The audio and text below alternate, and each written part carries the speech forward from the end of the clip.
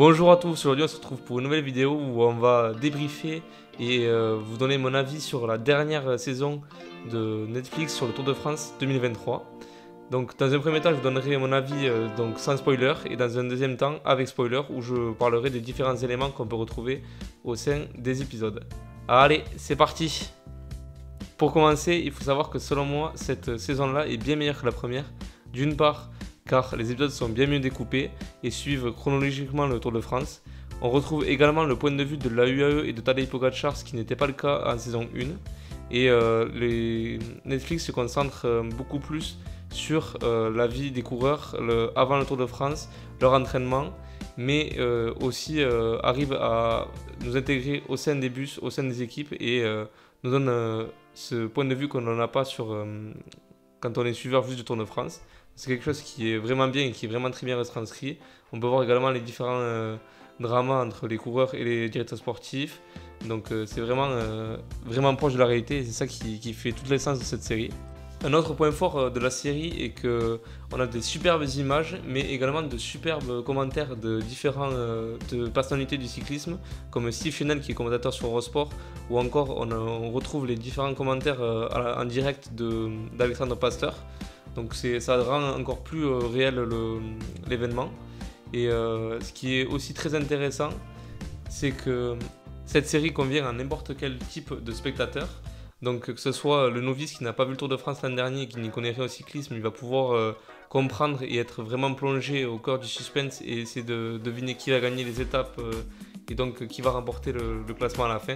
Et pour ceux qui sont des grands suiveurs comme moi ou qui connaissent le résultat déjà, qui ont vu toutes les étapes, ça nous permet aussi de voir l'intérieur des équipes, de revoir le Tour de France et donc de se remémorer des bons souvenirs. Donc ça peut correspondre à tout le monde, ça qui est très agréable aussi et qui est très bien fait. Le seul point négatif qu'on pourrait trouver, c'est que Netflix essaye quand même de créer des dramas là où il n'y en a pas forcément. Donc de mettre l'accent sur des situations qui en fait en course ne sont jamais apparues ou nous n'avons jamais eu vent que cela est apparu. Mais en dehors de ça, en fait, ça reste quand même très très proche de la réalité. Ça nous permet vraiment de voir des réactions des coureurs que certains ne pensaient pas être comme ça. Donc c'est vraiment très intéressant et c'est pour cela que je recommande. Donc désormais pour ceux qui le souhaitent, je vais juste parler plus généralement de ce qui se passe dans les épisodes. Donc il y aura un peu de spoiler, donc à vous de voir si vous voulez rester ou pas. Moi ce qui m'a vraiment plu, c'est qu'on a vraiment eu un très très bon découpage.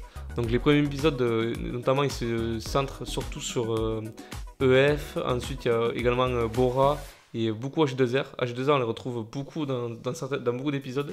Et c'est vraiment quelque chose qui est très bien parce que Julien Jourdi, qui est directeur sportif, passe très très bien dans la série. En fait, on adore le suivre.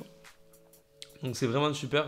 Moi, j'ai beaucoup apprécié sa présence et le fait qu'on revienne assez souvent sur une équipe française donc pour le Tour de France. Donc malheureusement, on n'a qu'un épisode sur la FDJ, le dernier pour Thibaut Pinot. Après, on arrive à voir quand même Alaphilippe, on le suit dans quelques épisodes, notamment l'avant-dernier aussi qui est consacré à eux. En ce qui concerne le duel de Tadej Pogačar et Jonas Vingegaard, on le suit pendant tout le long de la série, mais pas forcément un épisode pleinement sur un épisode, à part le 6ème qui est vraiment consacré vraiment à eux, mais sinon c'est un fil rouge tout au long de la série, donc ça c'est aussi un point positif. Et comme je disais tout à l'heure, on a les deux personnes qui peuvent donner leur point de vue, donc ça c'est encore mieux. Après, sinon on peut également retrouver pas mal un épisode qui est vraiment centré sur Jasper Philipsen, donc, où on voit toutes ses victoires et qui sont assez controversées. Et on le retrouve aussi dans le dernier épisode pour l'arrivée aux Champs-Élysées. Donc il y a vraiment, c'est très bien découpé. On sent vraiment que Netflix a fait un très bon travail et a appris de ses erreurs de la saison dernière. Donc c'est vraiment agréable à suivre et moi je vous recommande encore une fois de plus cette série.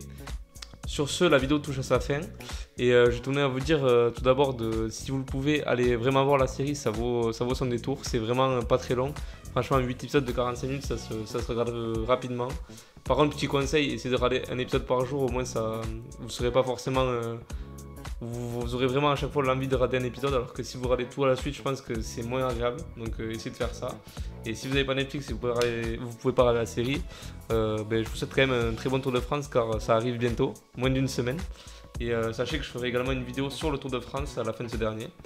Donc voilà, on se retrouve pour une prochaine vidéo dans quelques temps. Et je vous dis à très bientôt. Bye bye.